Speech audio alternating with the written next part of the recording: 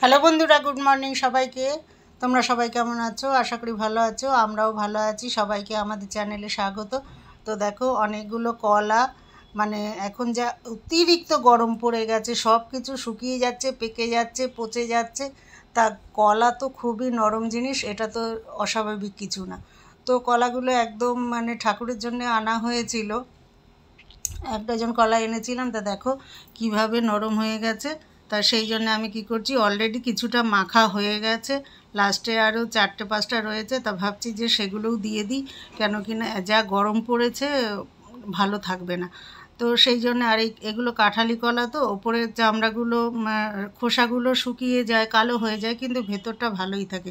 কিন্তু ওপরটা পাইলে তো দর্শনদারি না, ওপরটা দেখেই মানুষের ভক্তিটা আসবে খাওয়ার জন্যে। তো যাই হোক, এর মধ্যে অলরেডি চিনি, এখন সুজি দেওয়া হচ্ছে, এটা ময়দা, একটু আটা, যেটা আমরা ছট পুজোর সময় ঠেকুয়া টাইপের করি, সেইটাকেই এখন আমরা এখানে বানাচ্ছি। এবার বানিয়ে বিস্কুটের মতো হয়ে গেলে রেখে দিলে তাতে কি ওটা খাওয়া হয়ে যাবে। তা অর্ধেক নারকেলও এর মধ্যে দিয়েছি। নারকেল, চিনি, সুজি, কলা, ময়দা, কাজু, কিশমিশ সব দিয়ে যেরকম আমরা ঠেকুয়া বানাই সেইভাবেই বানাচ্ছি। একটু ময়মও দিতে হয়, নাহলে ওটা ইয়ে হবে না, মানে একটু খাস্তা টাইপের হবে না, সেই জন্যে। তো আরও কিছুটা চিনি দিতে হচ্ছে, মনে হচ্ছে যে কম হবে, মিষ্টিটা ঠিক হবে না, সেই জন্যে। আর জল, মানে কলারগুলো এতটাই নরম হয়ে গেছে, ক্রমশ জল জল মতন হয়ে যাচ্ছে।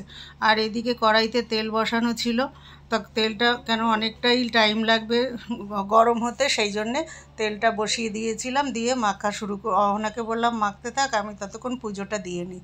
তা ওর মাখা হয়ে গেছে, আমি আবার এগুলোকে দুজন মিলে বললাম হাতাহাতি তাড়াতাড়ি করে নে, কারণ আমি দোকানে চলে যাব, তখন ও একা পারবে না, এমনিতে ও অতটা অভ্যস্তও না, পারদর্শীও না।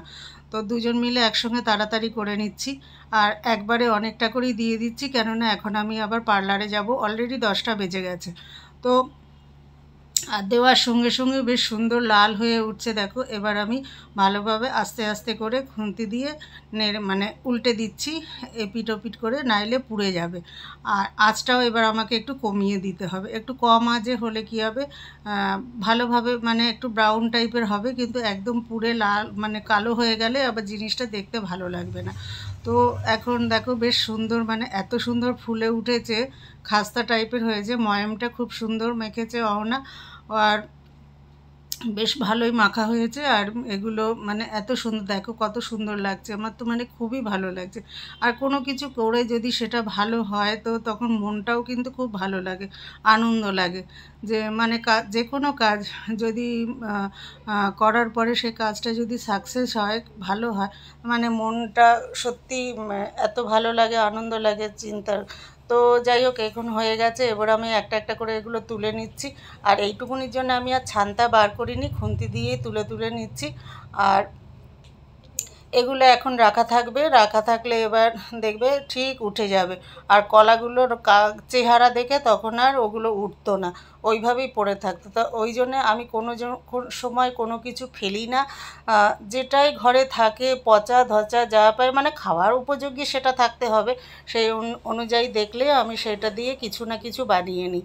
তো আলাদাভাবে আমি সত্যি কথা, আমি এক্সট্রা ভিডিও করার জন্য যে কোনো কিছু খরচা করে তার পিছনে মানে আলাদাভাবে করব, সেটা আমি করতে পারি না, আর করিও না, সেটা আমার গায়েও লাগে, ভালোও লাগে না, সময়ও পাই না। তো ঘরে যেটাই থাকে সেটা দিয়েই আমি যখন যা করে তাই সেটাই তোমাদের একটু শেয়ার করার চেষ্টা করি। আজকে এখানেই শেষ করছি, টাটা।